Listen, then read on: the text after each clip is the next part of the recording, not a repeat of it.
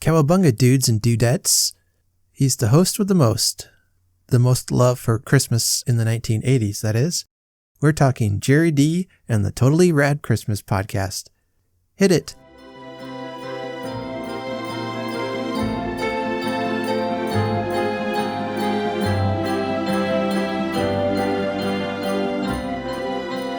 The year was 2020. A pandemic swept the nation, murder hornets descended upon us everywhere, and the election was so messed up that it only confirmed one thing that many Americans knew to be true: nobody has any idea what's going on. I'm your host, RDK, and you know what? I'm going to leave this opening to the professional. We're talking with Gerry D today from the Totally Rad Christmas podcast. Don't worry if you did not like my new opening. I'm going back to what works for me. But I had so much fun talking with Gerry in today's episode. I wanted to keep that going for a little bit. Like I said, we've got a great episode ahead chatting with Gerry D from A Totally Rad Christmas podcast. We're going to also have a story, The Gift of the Magi by O. Henry, and I'll be sharing a listener memory as well. Before we get to Gerry, I'll share this listener memory. Her name is Silvana, and she's been reaching out to me on Facebook, and I really appreciate it. She has sent me a Christmas memory I want to share with you today. It was Christmas Eve, 1982, in Southwest Florida, my hometown, Naples, Florida, to be precise. I was 8 years old and walking the beach with my grandpa, my best friend and confidant, before our family Christmas Eve dinner. I was filled to the brim with excitement about the day. It was the best day of the year. The anticipation about Christmas presents and delicious food was at its height. There was a chill in the air, at least by Florida standards. The family was gathered near. Everything was truly merry and bright. And just then, as my grandfather and I were walking and talking about all of the sweet and silly things of life, we saw them. A pair of dolphins frolicking and playing, jumping and twirling in the Gulf of Mexico. We stopped and stared in silence, watching the dolphins dance their ocean ballet as though performing specifically for us. Now, seeing dolphins in the Gulf of Mexico was not that unusual. But seeing them on Christmas Eve, walking with my beloved grandfather, my heart bursting with the innocence and excitement of Christmas, made these dolphins the most unique and special dolphins in the world. My grandpa has long since passed away, and I am now 1,000 miles away from home. But that memory is as vivid today as it was 38 years ago. It is a precious moment that I will never forget. Wishing you and yours the merriest of Christmases. Again, that was from Silvana. I appreciate you reaching out and the communications we've had. She's been doing something that would be helpful for all my listeners to do, and that's sharing on your social media. Share this with other friends who might like podcasts or Christmas podcasts, and that really does help us out. And so I appreciate that. And Silvana, I'll be sending you a Christmas card and a sticker as a way of saying thanks for sharing your memories. What's up, dudes? I'm Gerry D of Totally Rad Christmas, the podcast that talks all things Christmas in the 80s. Toys, movies, specials, music, books, fashion, and fads. If it was gnarly during Christmas in the 80s, he's got it covered. Wait, is there a lot of things to talk about for the 80s and Christmas? Well, you got the movie giants like Christmas Vacation, Scrooged, and A Christmas Story. There are TV specials like Muppet Family Christmas, Claymation Christmas Celebration, and a Garfield Christmas special. Plus classics shown every year. You also jam out to Last Christmas, Do They Know It's Christmas, and Christmas in Hollis. But most of all, it was a time for the most bodacious, best-selling Christmas toys ever, like He-Man, G.I. Joe, Transformers, and Cabbage Patch Kids. Yes, them too. We cover them all, plus much more, including standard segments like Hap Hap Happiest Memory, Gag Me with the Spoon, The Other Half of the Battle, and Chant with the Littles. So tune in to Totally Rad Christmas everywhere you get your podcasts. Turn the clock back and dive into those warm and fuzzy memories. Later, dudes. I'm here with fellow podcast host, Gerry. It's Gerry Davilla, is that right? It's Davilla, but that's okay. Davilla, okay. let me start again. I'll accept that too. Okay. All right, I'm here with fellow podcast host Gerry Davilla. This is going in the outtakes. Gerry Davilla, and he hosts the totally awesome Now I'm blank. It's a great podcast. What's your podcast name? Totally Rad Christmas. Totally Rad Christmas. That's the totally threw me off. Okay. Take 3. And he's the host of the Totally Rad Christmas podcast, where he talks about all things Christmas in the 80s. So, Gerry, welcome to the Cozy Christmas podcast. Well, thanks for having me. Yeah, it's good to be here. For folks who aren't familiar with your podcast, why don't you go ahead and introduce yourself and give a little bit about your podcast and what it's all about. My podcast started this April.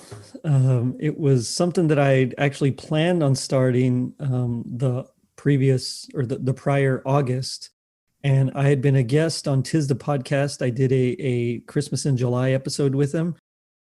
Todd Killian from Christmas Clatter podcast said, hey, you probably should, just have your own show. That was a lot of fun. And I thought, yeah, okay, that's fun. So I came up with kind of the idea for it. And it was one of those where I love my childhood growing up. And I thought I really just kind of want to talk about like G.I. Joe and He-Man and Transformers and like all the toys that I grew up with. But I also kind of wanted to talk other things. And so I thought, well, let me just do Christmas in the 80s, essentially. It's basically a celebration of Christmas, all things Christmas in the 80s. And so I like to say that it's about the raddest time of year and the baddest decade ever.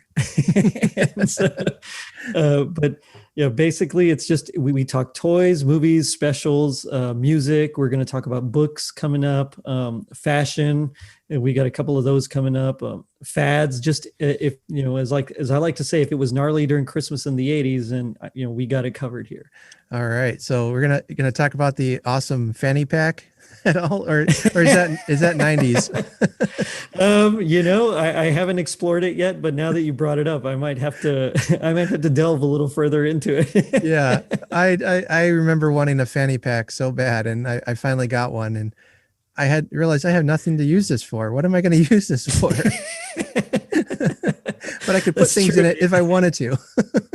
I think we had a couple. I don't remember if it was in the 80s or 90s. I know my brothers and I each had one, but I don't think we used it very long. Yeah. I think we put a couple of things in there and that was about it. Yeah. Yeah. Oh, it's a good time. Yeah. Like jelly bracelets. We'll get into that and, stuff like that. So sure. Yeah. Oh, one thing I've loved about your podcast is, I had shared with you that there's a lot of things from the 80s that I don't remember for whatever reason. And it wasn't due to drug use, as I'm just going to clear that up. I was just a kid. So, but right. But then I hear your podcast, and then it's like, oh, I remember that. It brings up these memories I thought I had, washed out of my head. And that's been really neat. Like the Mega Man, you had an episode about Mega Man, and yeah, I had forgotten that, and there were some other things too. It just triggers your memory. So that's been a lot of fun. Oh well, thank you. Yeah, it's funny because there's certain things that I remember very vividly, and then there's other things that it was only when I was researching possible topics that they came back, and then my memories all of a sudden, just popped in my head very vividly. So it's one of those that the more I get into it, and the more I research and remember, the more things are becoming more clear to me. Mm-hmm. And so, I remembered Claymation Christmas Celebration, but from there, it reminded me of the Garfield Christmas special that we recently did. It's one of those that as I go through shows that I like Moonlighting, things like that. Who's the Boss? There's going to be a Facts of Life episode coming up. And so it's, as I go through those, I'm seeing how many actual different either Christmas episodes or Christmas things related to it, like Transformers. You don't really think anything about Transformers except that they really were the most popular Christmas toy, like the best-selling toy in, I believe it was like 1984. And so it was like the number one selling present. But then they also in the UK had comics that were Christmas based. And then in a I think it was like a Women's Day magazine, something like that. They had like a little 4-page little spread about Christmas. And so it's all these things that you think something, and then you find one other little thing about out about it. And it's like, wow, that's cool. We have to do an episode on this now. And so it's been fun. It really has been a lot of fun. Have you learned anything that's surprised you? So yeah, every time I do one, there's always a little something that kind of surprises me. But I think the most surprising one, something that I just didn't remember at all, was the Cabbage Patch Kid one. How there were actual like deaths from like people being trampled trying to get them. And you think about that like in Black Friday, but for some reason I didn't associate it at all with Cabbage Patch Kids. And then it turns out that there was a huge lawsuit associated with that because he had gotten the idea from another lady, and she actually taught him how to do it, and then he kind of marketed it, and so that kind of thing. And then when the Garbage Pail Kids came out, which were a parody of it, there was another lawsuit involving that, but this time Xavier Roberts sued them. And so it was just, all the legal stuff attached to it was something that I had no idea about. And so I'm always surprised with little things like that in the grand scheme don't really affect a lot of us, but it's a little detail here and there that just kind of blows your mind. Like, wow, talk about litigious. Yeah. Yeah, definitely. Do you remember, I'm going to test your brain here. Do you remember maybe it was a show or something called the Hug-a-Bunch? The Hug-a-Bunch. I remember the Wasps. I remember Shirt Tails, the Get Along Gang. I don't remember the Hug-a-Bunch. No. Yeah, there was I think there was a movie.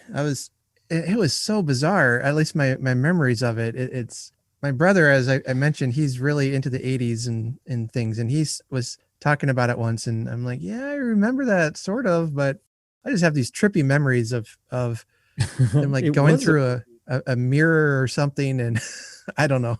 It was strange. Maybe I'm just making it all up, but no, it really, it was a movie from Kenner, or Kenner, I guess, produced the Dolls in 85, and then they did make it into a movie. I don't remember this at all, but now I kind of want to go back and look it up.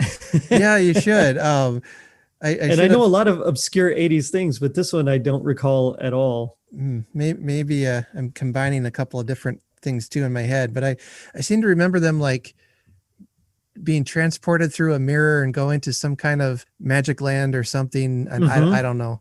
Yeah. Yep. That's exactly what happened. Okay. Well, good. I'm not crazy then. I didn't want to watch the movie to find out. I'll just ask the expert. So. But there is a bookworm in there.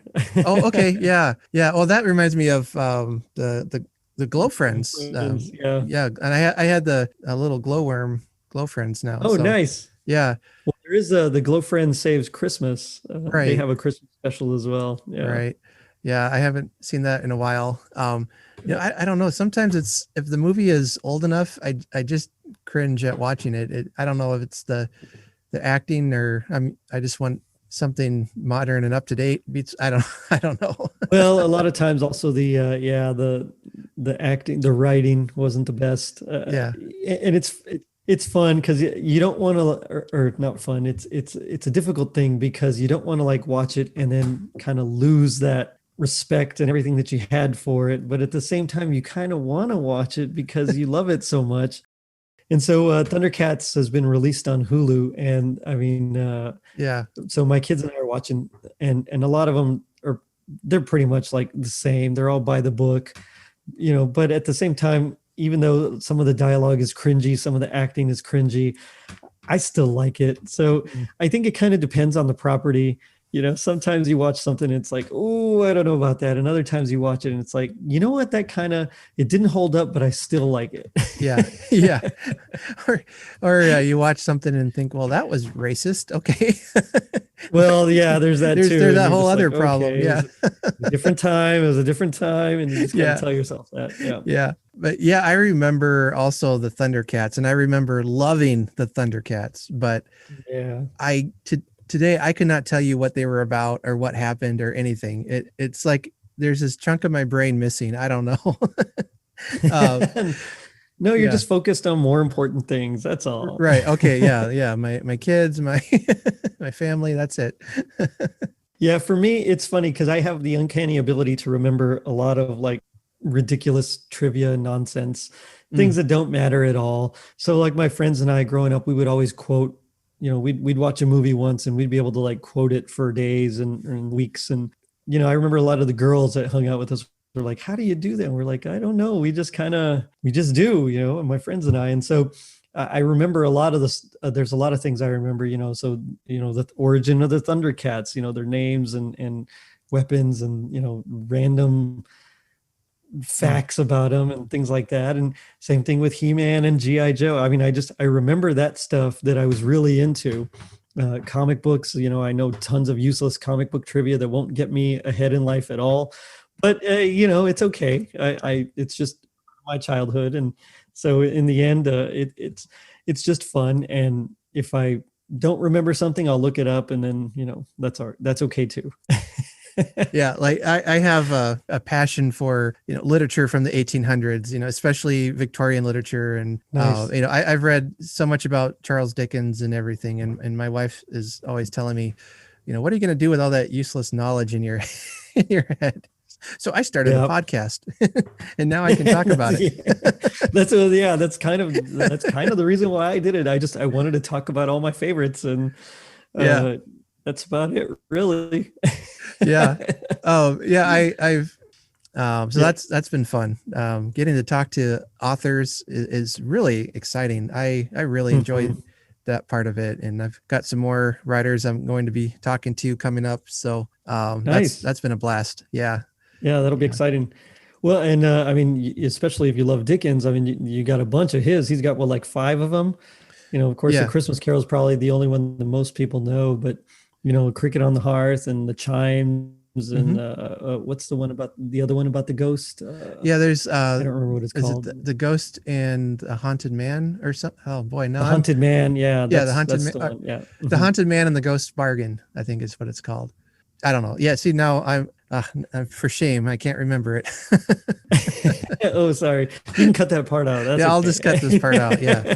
I mean, he's got like 5 of them, so that's perfect combo right there. Yeah. Now I need to look this up. So, because let's see, it's the Chimes, right? That's the one about goblins. Yeah, it was right. The Haunted Man and the Ghost Bargain. And then the Battle of Life is the other one. That's the one. Yeah. And that one isn't really. It's not really super Christmassy at all. Right. Yeah. And actually, the Chimes is set at New Year's. So that's more of a New Year's story. And then the Cricket on the Hearth doesn't really talk about what time of the year it takes place. And I think the Haunted Man takes place at Christmas. That's another one that does. But then, Christmas kind of weaves in and out through a lot of his stories. Great Expectations opens up at Christmas time with a beautifully written scene about Pip's in the graveyard and he's looking at his parents' tombstones and all that, and it's just very atmospheric. It's he's like, sometimes it's like he's the Tim Burton Nightmare Before Christmas thing. Is this Christmas or is it Halloween? What is he doing? he's the Tim Burton of authors. I guess so. Yeah, of the Victorian age. Yeah. But yeah, so I'm definitely planning to kind of weave in some of these stories in upcoming episodes and talk about them throughout the 20 years I do this podcast. Nice. But I got a 20-year plan. We're going to, no. But there's just certain time periods that you really just piques your interest. And for me, that is, I always say it's a time period I wouldn't mind to go visit, but I don't want to live there. I like, right. Yeah. I like indoor plumbing. I like air conditioning, yeah. Showers, Yeah, exactly. Yeah. I know what you mean. It's, I like being able to jump online and learn something, look something up really quickly. So. Yeah. Or having antibacterial soap, Yeah, that's always nice too. Yeah, those things, we take for granted. So have you always been just kind of interested in the 80s, or is that a late blooming? Well, I mean, yeah, but also, I mean, like my favorite kinds of music are classic rock and then jazz and like film scores. Mm. So the film scores is really influenced by like the 20th century composers and even late 19th century, and so I really love that. But then of course the jazz, my favorite is like bebop and post bop and modal bop and pretty much anything with the word bop in it, I love. And so it's like, that's really like 50s, 60s. And then of course the classic rock, like the Eagles and Fleetwood Mac and like Black Sabbath and Deep Purple and all those that I really love. And so, that's definitely more 70s. So it's really funny that, a lot of my fondest memories are in the 80s. And it's, but randomly I like just listening to 80s music, and Phil Collins will, I'll bust that out as well. But in general, I think a lot of it had to do was once Ren and Stimpy kind of came around, like in Nickelodeon, it was like a big shift in like in cartoons, I noticed, and they just weren't quite the same quality. And then the ones that I did like Batman, the animated series and the Superman, Batman, Superman Hour, they were great, but the art style was definitely more of like, anime kind of a style, or at least leaning towards that. Things were much more angular. They didn't look the same as they did with He-Man and Thundercats and G.I. Joe. And so while the writing was definitely better in that style show, I didn't like the art as much. And so every time something new would come out, I like it, and there's a lot to be said for it. But at the same time, I'm also drawn to some of the stuff that I was just really into in my childhood, and a lot of it I think is the quality of at least the art, maybe not the animation, because I think things are animated a little bit better. But there's just the color palette is different, the art is different, the style, and then things were just cooler. They just sounded cooler, I mean, now you have like PJ Masks, but back then you had like, you had He-Man, and so it was like much more, it was much more like fantasy, sci-fi fantasy oriented type things with Transformers and Voltron and Mask. And so it's nothing against Paw Patrol and PJ Masks, although they're not my favorites, but at the same time, they just don't have that same appeal, at least to me. Like as a little boy, I was really drawn to that, and I kind of looked up to like the leader figure like Duke and Lion-O and Optimus Prime and He-Man and all those, and I really kind of I really was drawn to that. Whereas with a lot of these, I really don't know who I kind of look up to. It's just a show that's on, and so it's just nothing that really at least if I was a kid, I don't know if I would be as into it as I was with those other cartoons. And so, yeah, I've always kind of really gone back to that era. Yeah. I loved the G.I. Joe toys, but I don't ever really remember watching the show, the cartoon at all. I didn't really watch a lot of TV even when I was a kid. I like to be outside or reading, there's a surprise, right? Yeah. There's a movie where there's a joke about this one character who, like, what was he like when he was a kid? And said something like shorter, he's the same person as an adult as he was as a kid. And, that's me. I was just shorter. Yeah, I got you. Yeah. But I remember really liking the G.I. Joes, and the Transformers. My brother is a huge Transformer nut, and nice. He like I said, he collects them, and I remember getting some for Christmas one year, and that was pretty fun.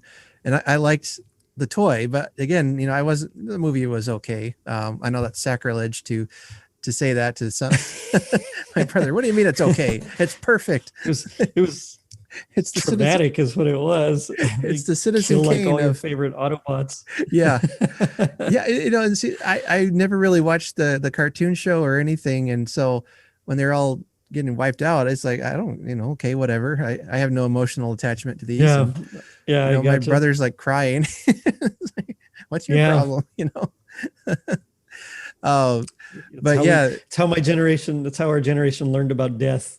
Yeah. From Optimus Prime. That's right. Yeah. Well, what what I learned there is that the guy who dies always comes back to life at the end. So That's true. Yeah. Yeah. Doesn't he come back to life, or is that the movie I'm thinking of?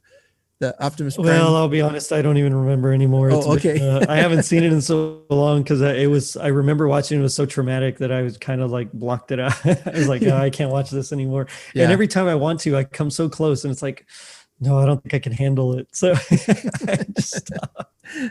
Yeah. And this is more early 90s, but I was into the Ninja Turtles more than Transformers. Ninja Turtles were rad. Oh yeah, for sure. Yeah, awesome, totally. See, I mean, you get stuff like that, and nowadays we have like Dora the Explorer and Caillou. I mean, there's nothing of the same.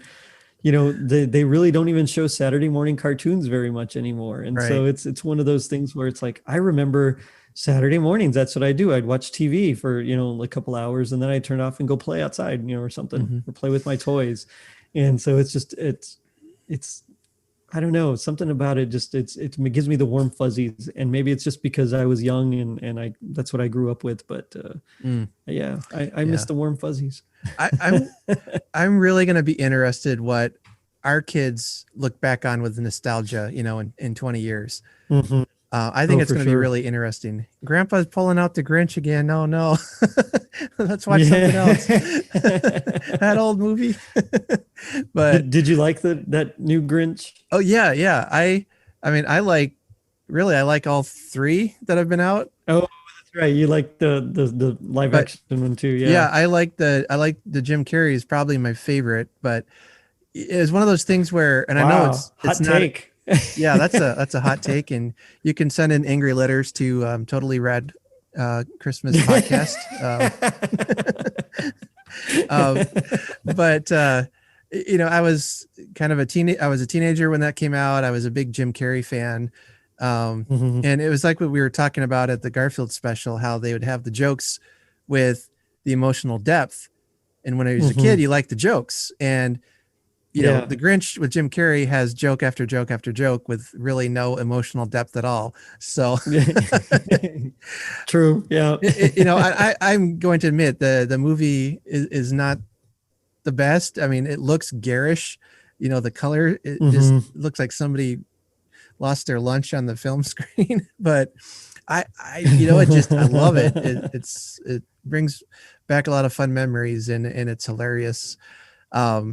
But so I tell people now that if I'm feeling sarcastic, I'll watch Jim Carrey's Grinch. But if I need something sweet, I'll watch the new one that has, Benedict Cumberbun, whatever his name is, Cumberbatch in it.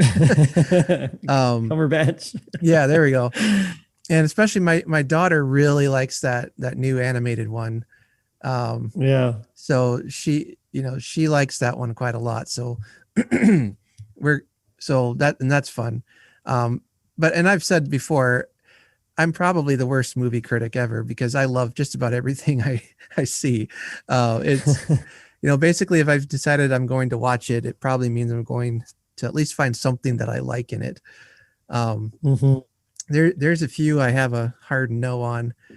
Like for one is, and this, we might get more angry letters, but the Christmas Story movie, I just can't stand that movie, and I can't even tell you why.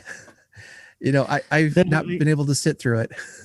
I know what you mean. It's not my favorite either. I did an episode on it with my the store manager and the owner's daughter.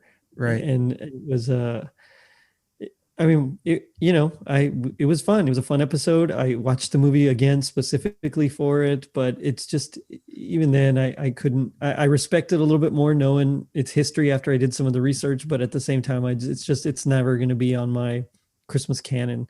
Yeah. It's, and part of it was because I didn't really grow up with it.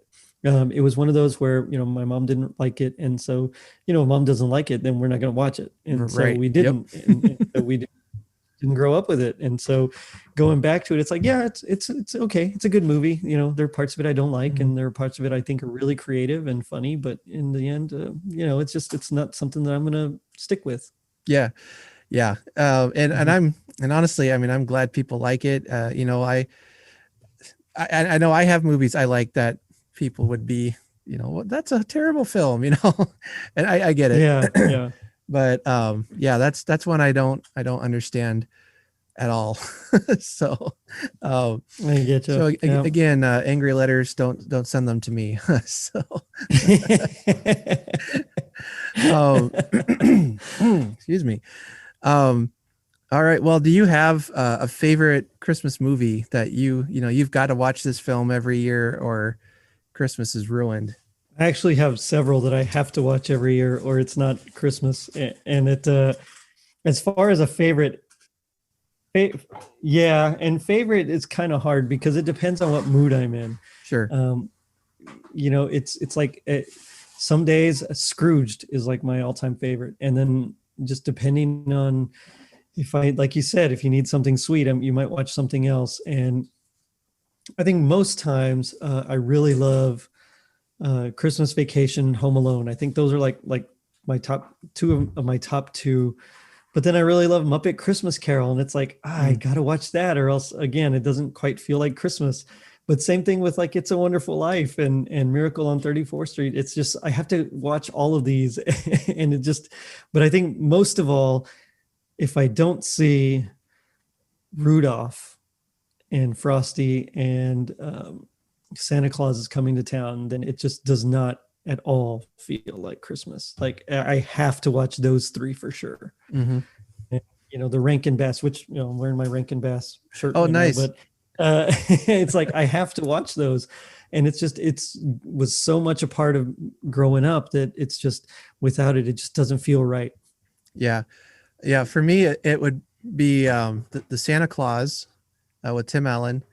You know, I was a huge Tim Allen fan, still am. I was Nice. A teenager watching Home Improvement, you know, that it was just perfect. And then, you know, I hear they cast him in a movie as Santa Claus, and I'm like, what are they thinking? He doesn't look like he doesn't look anything like Santa Claus. I'll watch it because, you know, it's Tim Allen. But then I saw what they were doing with it, and I thought, oh, this is genius. So that's the one. I've seen the other films in the series, but I think I've only seen them once. You know, the first one is just perfect, and that's I like that one. Mm-hmm. You know, Jim Carrey's The Grinch is one I like to see every year. Probably Elf is pretty high up there. Now that movie has been interesting for me because when I first saw it, I did not like it. Really? I think it was, I just didn't care for Will Ferrell. Oh yeah. Which is weird because I like Jim Carrey. You know, I don't find Jim Carrey's over the top craziness to be annoying at all. But for some reason, Will Ferrell. Yeah. I don't even know. I'm broken. No, don't know. You know, you just get that certain actor that you just really connect with, I guess, which is kind of disturbing when you think about Jim Carrey. But what are you going to do? But yeah, then I watched it one year and I'm just like, yeah, so this is fine. Okay. And then we watched it again the following years, and our kids were loving it. I mean, they loved it. You know, our kids were kind of that 6-year-old age group, you know, probably about the age of your kids right now. And you know, they're like, can we watch this again, please? And finally, okay, fine. So I guess, is it Stockholm syndrome?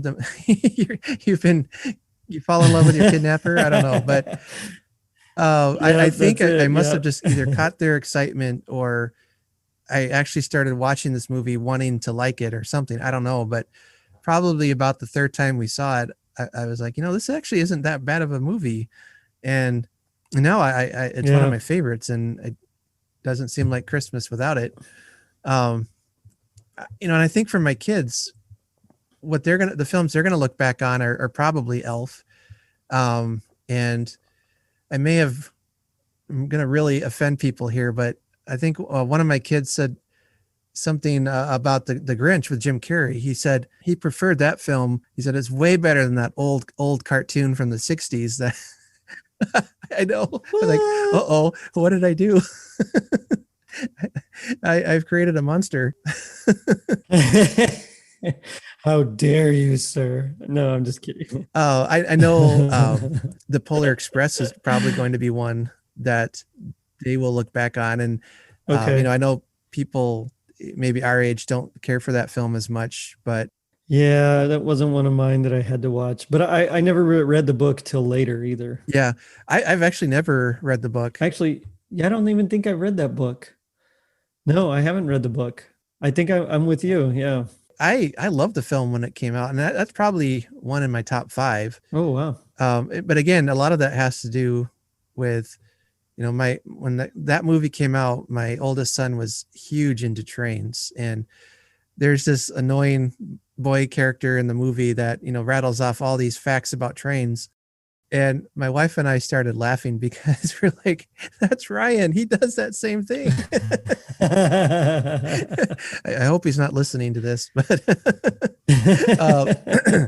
but yeah, and he has some fun memories over that movie. And, I think that's going to be one where the kids will, when they're adults, they'll look back at that and have those warm feelings for those films. And their kids are going to be saying, "Oh, that film's garbage." Take me to see the Grinch 3. The Grinch 3, yeah. Yeah, it's funny because I think I know for sure. I've already gotten them used to watching, all the Rankin Bass Christmas ones. So I know for sure they'll be looking back on those, but I haven't really gotten them much into the other ones. Elf is funny because I remember watching it. I was like, "Oh, that was good." And while it's grown on me, it's never been as much as like a lot of other podcast hosts really extol it.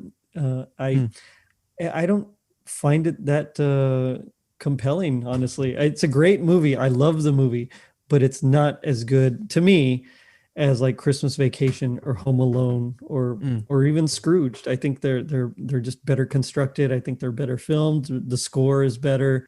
I just, there's a lot that I like better about these older ones. Not that I have anything against Elf. I love Elf. I just don't think it's as good as everyone's saying it. So I get where you're going with that one. And so we haven't really showed my kids that one yet either. They've seen, let's see, of course they've seen the new Grinch.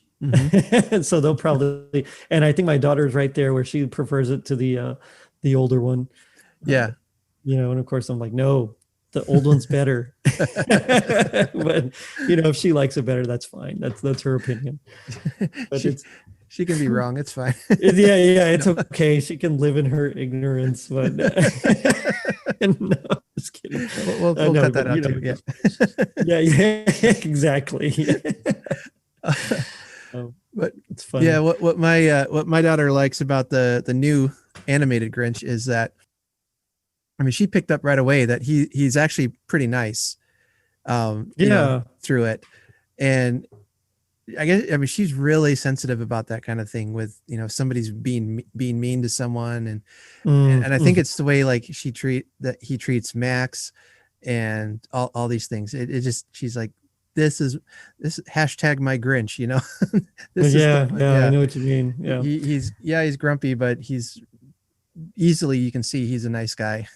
Yeah, which is completely different from the original, and the Boris Karloff, where he's definitely Grinchy, and I think that's what makes his change more profound in the end, at least to me. The real big question of the night is Die Hard a movie or a movie? Is Die Hard a Christmas movie? A Christmas movie?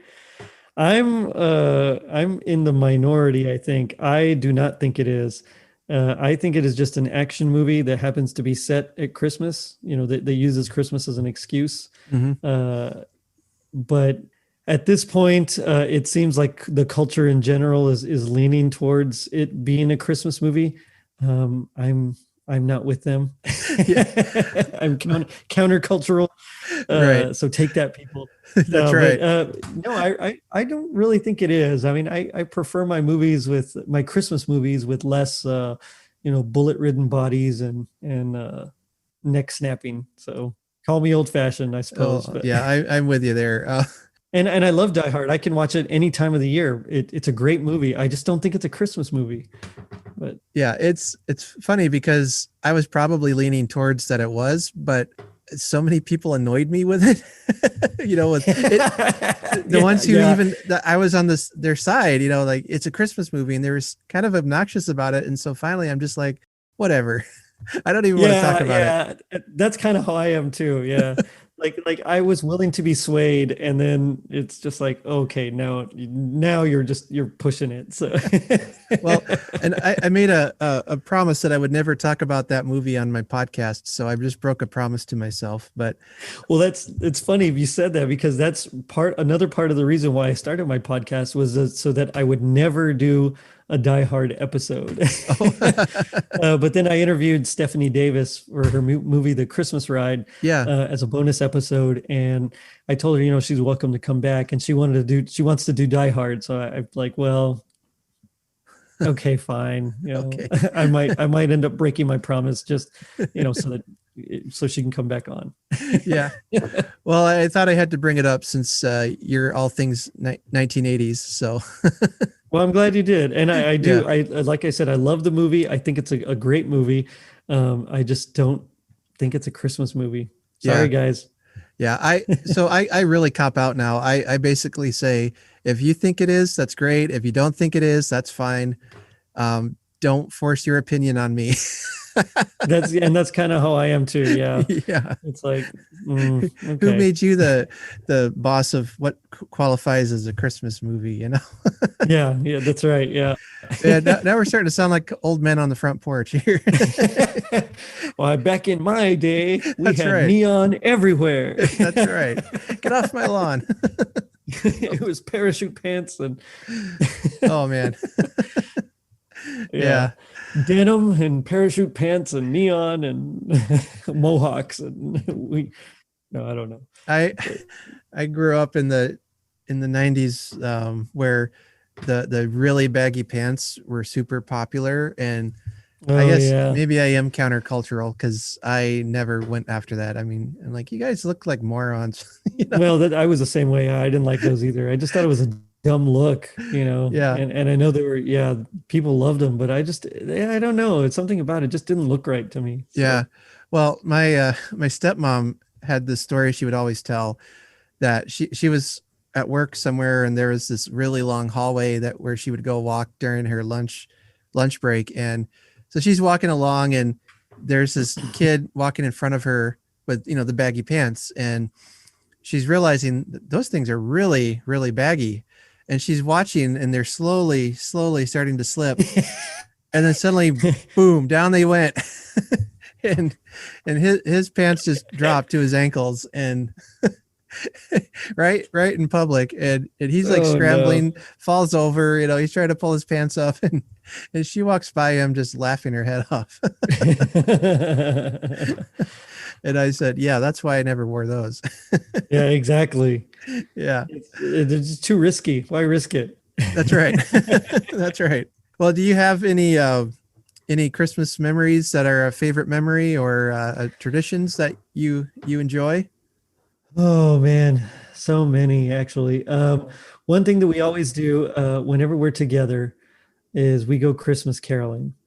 And so it's it's every other year where we're down there with my folks, but we always, my brothers and now my kids, which I really enjoy, and my parents, we all go Christmas caroling down the street, but then to a couple of other, now it's pretty much just down the street and then to a couple of my parents' friends. But I remember going like all over the neighborhood, just, knocking on doors and then just singing a couple of tunes, and then people inviting us in sometimes and getting us like hot chocolate or apple cider or something. And I mean, it was cool. I loved it, and I still love it. And so we're planning. My mom's staying with us through this whole COVID thing, since we didn't want to send our kids back to school in person yet. Mm-hmm. And so she's watching the younger ones, and so we plan on going, to my neighbors' houses now. So I think that's kind of neat. Yeah. But other than that, it's mostly just my mom's hot chocolate and M&M cookies and eating tamales on Christmas Eve. That's like our main staple. We'd go to the children's mass, and then we'd come home and we'd have our hot chocolate and tamales and and finished it off with M&M cookies, and we'd just exchange a present or two from from the brothers, Mm-hmm. and then go to sleep. And Christmas morning, it would be, go time. Boy, I love Christmas Eve. I mean, I probably like Christmas Eve better than Christmas Day itself. Right? I think it's the anticipation for the next day. Mhm. But Yes, I love exactly. to once all the kids are in bed, and if my wife goes to bed first, and right before I go to bed, just to kind of step outside and see if I can catch Santa flying around. But I love that. Yep. You go outside even just for a couple of minutes. There really is just a sense of quiet, but also of anticipation. And I don't know if it's just me, or if there's some kind of deeper metaphysical thing going on. I don't know, but Yeah. I know what you mean. Yeah. It's just like tomorrow's the big day, and this is going to be so fun and all that. And, just take a moment to reflect on the past year and all the blessings and all the fun times, and all the rough times we made it through and all that. So it's probably my favorite night of the year. Once we get our kids to bed, and then my wife and I we do a fondue with, we use hot oil and fry up little pieces of like steak and chicken. Sometimes we'll have shrimp. Oh, nice. We'll just stuff ourselves with fondue. And so the next morning, her parents would do that since she can remember. So she said the smell of hot oil smells like Christmas to her, which is strange. And it's getting there, but for me too. But yeah, because the next morning the whole house smells like, kind of burnt oil. So we light a Christmas candle, and but there you go. Nice. But yeah, it's a lot of fun just to have those quiet moments to kind of, okay, now we can take our deep breath, and we got here, we made it. Yeah. I know what you mean. There's something about after the kids go to sleep, because there's just so much excitement, I think. Mm-hmm. And it's like palpable, and then they go to sleep, and finally it's dark and you're alone and the tree is on, and it's magical. It really is. And you feel the energy and the excitement in the air, but also like a calm stillness, and the juxtaposition of the two is something that it's hard to describe, but you feel it. And then knowing that, I don't want to get too Catholic on you, but just knowing that, the Christmas season is about to start, and it's going to basically, because we have an octave where essentially it's like Christmas for 8 days, essentially. Mm-hmm. And so it's like knowing that's coming up, and the birth of our Lord. I mean, it's wow, mm-hmm. It's one of those that it's just, it gets you, and you feel it in your heart. Yeah. And I don't know how else to describe it. That's like the best way. And that's a terrible said. way, but that's well said. I agree with you there that, there's so much fun with Christmas. There's Santa, there's the presents, there's time with family, a lot of things. And it's a lot of things to a lot of people, but for me, again, to celebrate Christ, that's at its heart for us. And, and it's everything for us. That's exactly. Yeah. The huge celebration, that we anticipate. And, that part is fun. And so we want to make sure, in all of our fun, we teach our kids about the sacred side of it too. We want to make sure they mm-hmm. understand that this is not just a free for all extra birthday for you. That yes, exactly. Yeah. There's a serious part to this. It's great watching them slowly, grasp that and catch on to it. If nothing else, if I had no presents, if I had no tree, no decorations, nothing, as long as I had Christ and my family with me, then, that's a perfect Christmas. That's right. Yeah. Dahu Dore. That's right. Fahu Fore and all that. Yeah. Well, I guess to bring it back to the Garfield episode, it's not the giving, it's not the getting, it's the loving. It's the loving. Yep. Right.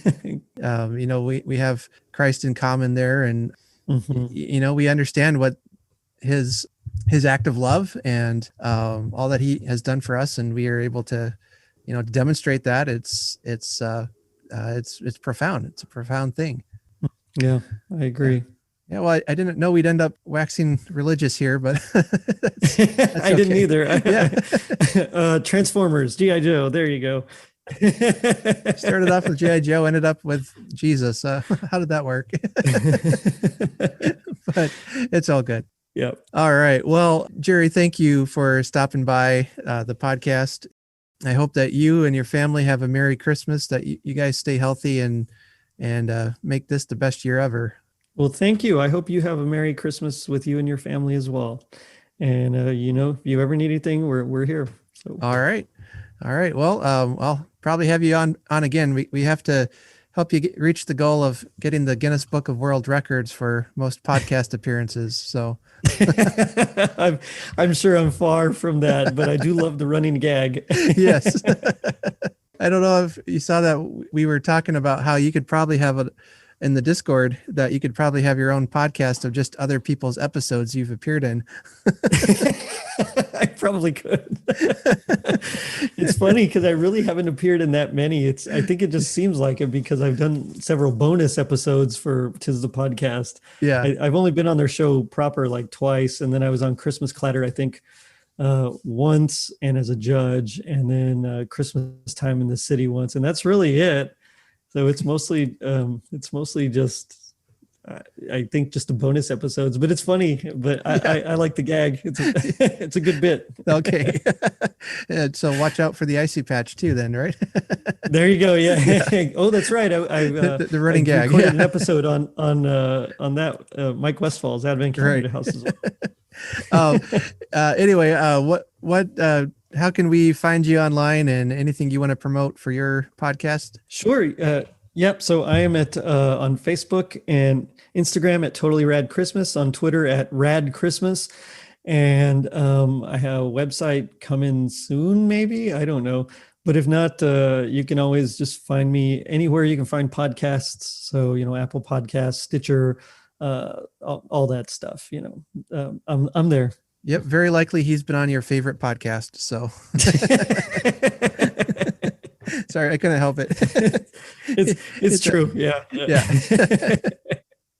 I can't remember which one. I was listening to one that you were on a little while ago, and halfway through, I couldn't remember if it was your podcast I was listening to or somebody else's. So like, wait, which one am I listening to? Anyway. Yeah, I know. Sometimes I get that way as well. It's like, wait a minute, is this mine? No, that's not mine. Yeah, right. All right. Well, Gerry, you have a good night and take care. Well, thank you. You too.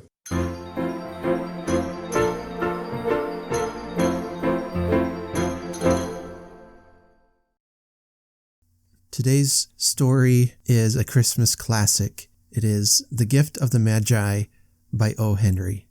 O. Henry is the pen name for William Sidney Porter, and he was born on September 11th, 1862, and died on June 5th, 1910. The Gift of the Magi by O. Henry. $1.87. That was all, and 60 cents of it was in pennies. Pennies saved 1 and 2 at a time by bulldozing the grocer and the vegetable man and the butcher until one's cheeks burned with the silent imputation of parsimony that such close dealing implied. 3 times Della counted it.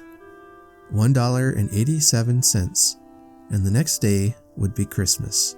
There was clearly nothing to do but flop down on the shabby little couch and howl, so Della did it, which instigates the moral reflection that life is made up of sobs, sniffles, and smiles, with sniffles predominating. While the mistress of the home is gradually subsiding from the first stage to the second, take a look at the home, a furnished flat at $8 per week. It did not exactly beggar description, but it certainly had that word on the lookout for the mendicancy squad. In the vestibule below was a letter box into which no letter would go, and an electric button from which no mortal finger could coax a ring. Also appertaining thereunto was a card bearing the name Mr. James Dillingham Young. The Dillingham had been flung to the breeze during a former period of prosperity when its possessor was being paid $30 per week. Now, when the income was shrunk to $20, though, they were thinking seriously of contracting to a modest and unassuming D. But whenever Mr. James Dillingham Young came home and reached his flat above, he was called Jim and greatly hugged by Mrs. James Dillingham Young, already introduced to you as Della, which is all very good. Della finished her cry and attended to her cheeks with the powder rag.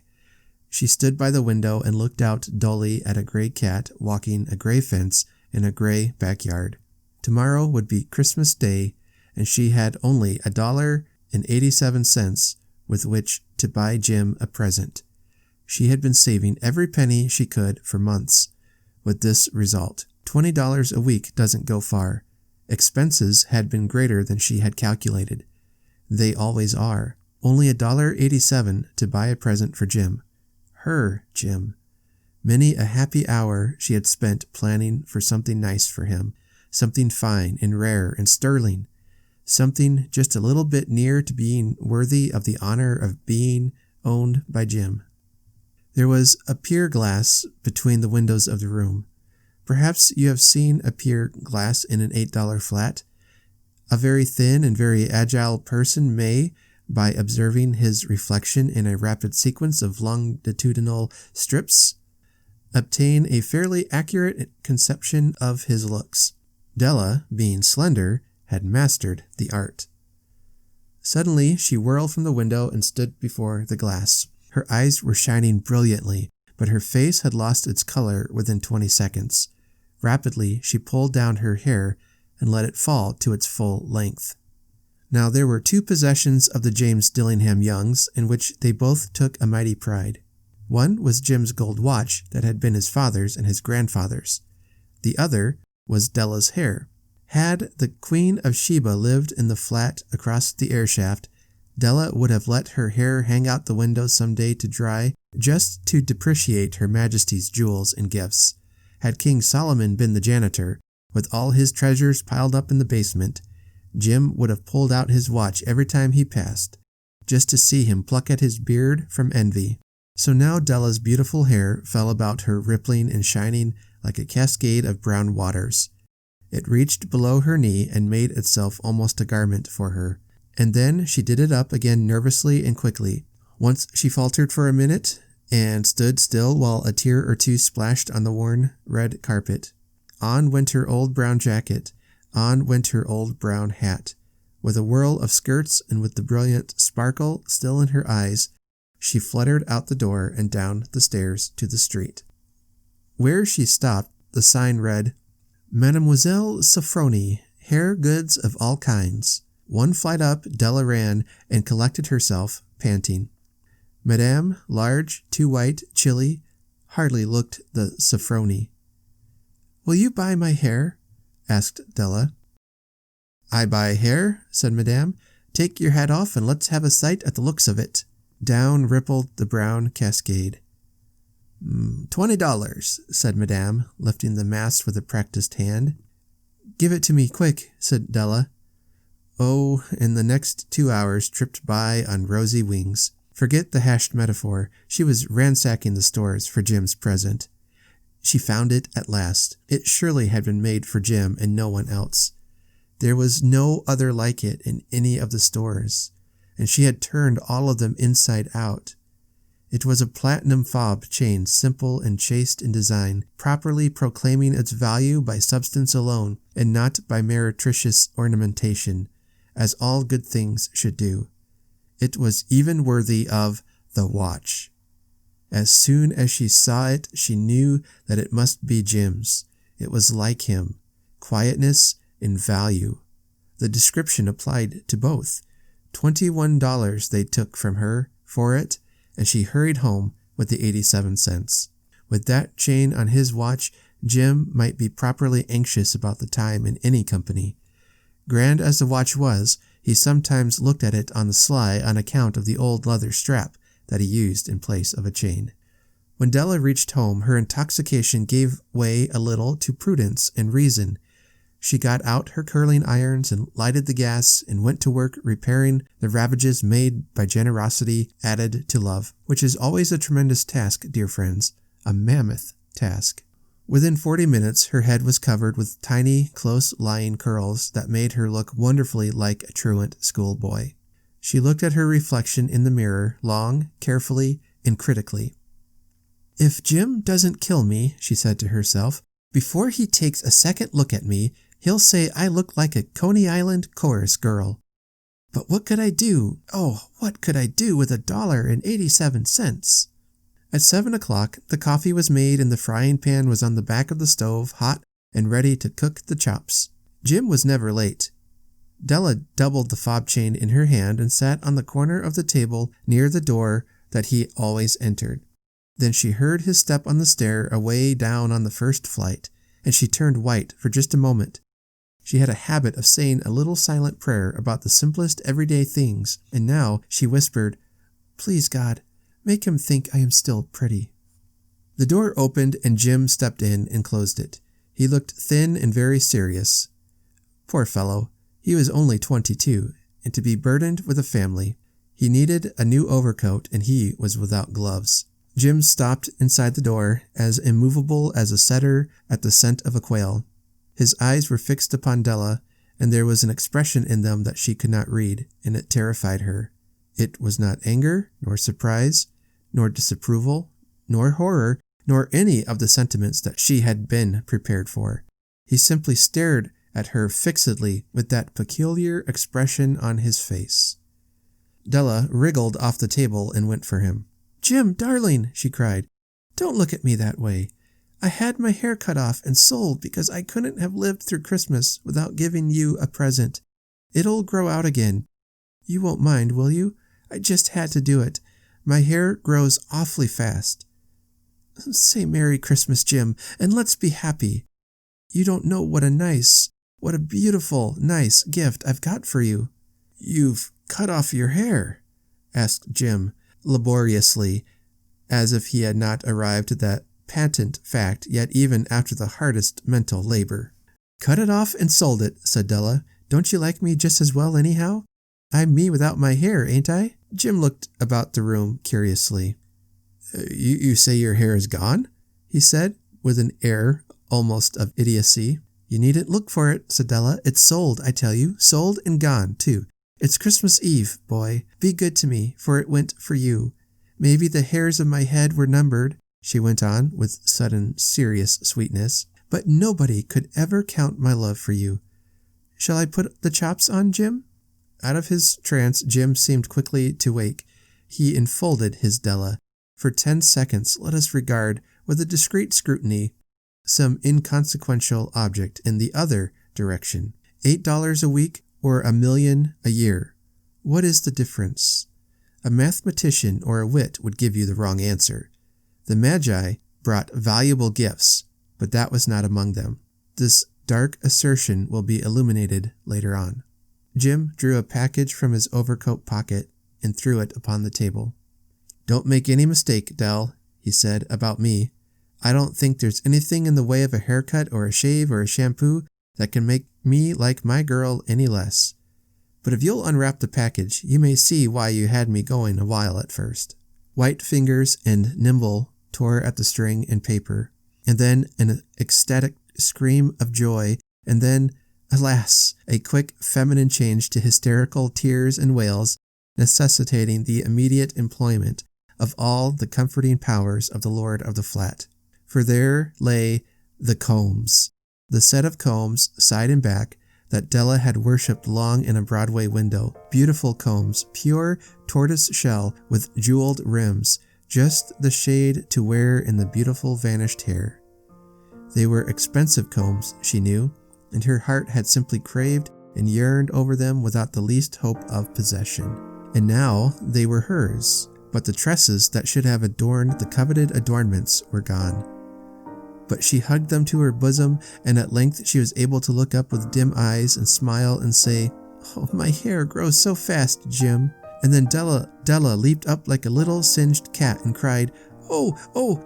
Jim had not seen his beautiful present. She held it out to him eagerly upon her open palm. The dull, precious metal seemed to flash with a reflection of her bright and ardent spirit. Isn't it a dandy, Jim? I hunted all over town to find it. You'll have to look at the time 100 times a day now. Give me your watch. I want to see how it looks on it. Instead of obeying, Jim tumbled down on the couch and put his hands under the back of his head and smiled. Dell, said he, let's put our Christmas presents away and keep 'em a while. They're too nice to use just at present. I sold the watch to get the money to buy your combs. And now suppose you put the chops on. The Magi, as you know, were wise men, wonderfully wise men, who brought gifts to the babe in the manger. They invented the art of giving Christmas presents. Being wise, their gifts were no doubt wise ones, possibly bearing the privilege of exchange in case of duplication. And here, I have lamely related to you the uneventful chronicle of two foolish children in a flat who most unwisely sacrificed for each other the greatest treasures of their house. But in a last word to the wise of these days, let it be said that of all who give gifts, these two were the wisest. Of all who give and receive gifts, such as they are wisest. Everywhere, they are wisest. They are the Magi. And that is The Gift of the Magi by O. Henry. This is a classic story, and it's probably one that, like The Christmas Carol, has been adapted numerous times in different ways and in different movies, TV shows, radio plays, all those things. And, it does bear some marks of its time period. The wife is spoken of as being owned by her husband, and, that rubs me the wrong way, to be honest. And again, it was the time period and all that. I'm just glad to say that I think as a society, in some ways, we are hopefully getting a little bit better how we view our spouses and partners. Of course, there's the religious allusions in the story to the Magi, to the wise men, and how they brought gifts. My takeaway of this is that if you give a gift, you are being wise.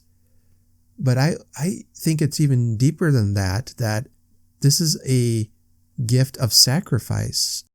I think at the heart of it, this is what makes gifts to be a wise and powerful thing that we do at Christmas time. It's not to satisfy our greed, but it's a way that we can express to others how much we care for them. Even in their poverty, they found a way to give. It still took sacrifice. I think gift giving is a powerful thing. And if you recall back a couple episodes when I had Nancy Johnson on, who wrote the Christmas Memories book, and she said in that interview that, we like to complicate things. That's what we were talking about. It's not about even the monetary amount we spend. It's doing something nice for someone. It's helping someone out who might be homebound, to walk their pets, to bake a cake for them, to, do something. Give the gift of your time. That can be a profound gift to someone that will make memories and be something you can talk about for years to come. So there's all kinds of gifts we can give. This year, when we give gifts, let us give from a heart of love, because that's what these two, Jim and Della, did.